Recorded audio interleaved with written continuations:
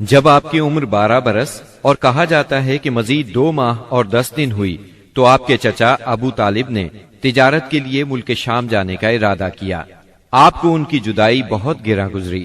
ابو طالب خود بھی متاثر ہوئے، لہٰذا آپ کو اپنے ساتھ لے لیا۔ قافلہ ملک شام کی حدود میں پہنچا تو شہر بصرہ کے قریب پڑاؤ کیا۔ بحیرہ نامی عیسائیوں کا ایک راہب اپنے گرجے سے نکل کر ان کے پاس آیا اور قافلے کے درمیان سے گزر کر نبی صلی اللہ علیہ وسلم کے پاس پہنچا۔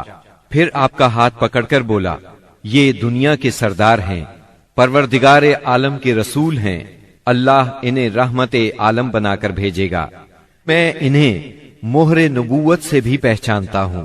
یہ کندھے کے نیچے نرم ہڈی کے پاس سیب کی طرح ہے اور ہم اس کا ذکر اپنی کتابوں میں بھی پاتے ہیں۔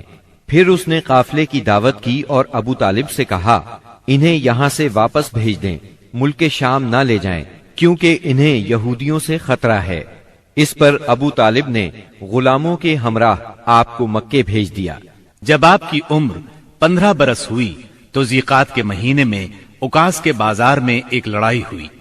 اس لڑائی میں ایک طرف قریش کے قبائل تھے اور دوسری طرف قیس اور اعلان کے قبائل تھے۔ دونوں میں گھمسان کا رن پڑا۔ فریقین کے کتنے ہی آدمی مارے گئے، لیکن پھر انہوں نے صلح کر لی اور طے پایا کہ دونوں طرف کے مقتولین گنے جائیں۔ جدھر زیادہ ہوں ادھر والے زائد مقتولین کا خون بہا لے لیں۔ اس کے بعد جنگ ختم ہو گئی اور باہمی دشمنی کو ختم کر دیا گیا۔ اس جنگ میں نبی کریم صلی اللہ علیہ وسلم بھی شریک تھے، لیکن آپ نے لڑائی میں براہ راست حصہ نہیں لیا، اپنے چچاؤں کو تیر تھماتے تھے۔ اس جنگ کا نام جنگ فجار ہے۔ یہ نام اس لیے مشہور ہوا کہ اس میں حرام مہینے کی حرمت پامال کی گئی۔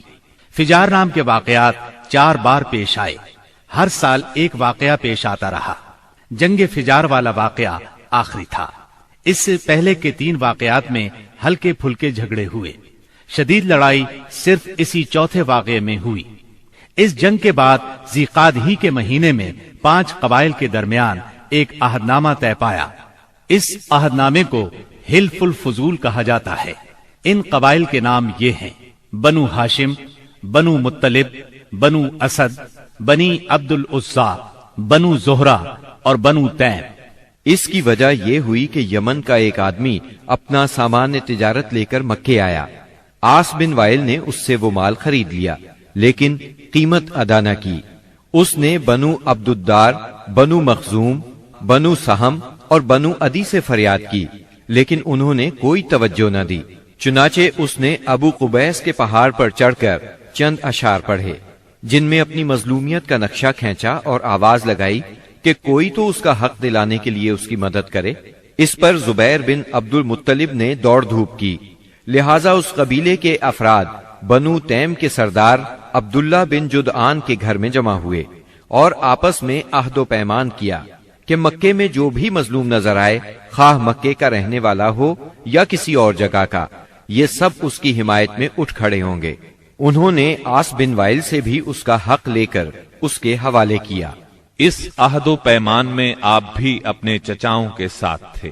نبوت سے سرفراز ہونے کے بعد آپ فرمایا کرتے تھے، میں عبداللہ بن جدعان کے مکان پر ایک ایسے معاہدے میں شریک ہوا کہ مجھے اس کے بدلے سرخ اونٹ بھی پسند نہیں، اور اگر میں اس کے لیے اسلام کے دور میں بلایا جاتا تو ضرور جاتا۔ نبی اکرم صلی اللہ علیہ وسلم یتیم پیدا ہوئے اور اپنے دادا پھر چچا کی کفالت میں رہے۔ والد سے وراثت میں جو کچھ ملا تھا اس سے کچھ نہیں ہو سکتا تھا۔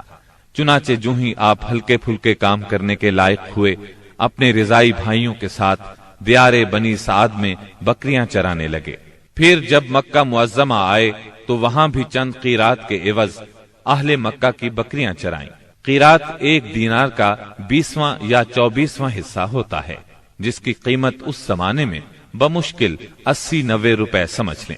کم عمری میں بکریاں چرانا انبیاء کی سنت ہے۔ ایک بار عہد نبوت میں آپ نے فرمایا، کوئی بھی نبی نہیں گزرا مگر اس نے بکریاں ضرور چرائیں۔ پھر جب آپ جوان ہو گئے تو تجارت شروع کی۔ بعض روایات کی روح سے آپ صائب بن ابی صائب کے ساتھ مل کر تجارت کرتے تھے۔ آپ تجارت میں بہترین ساتھی تھے، लेन देन के मामले में लड़ते झगड़ते थे न बहस करते थे।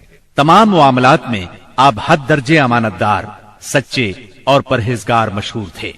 जिंदगी के सभी मैदानों में आपका यही तरीका था। इसी बिना पर आपका लक़ब ही अमीन मशहूर हो गया था।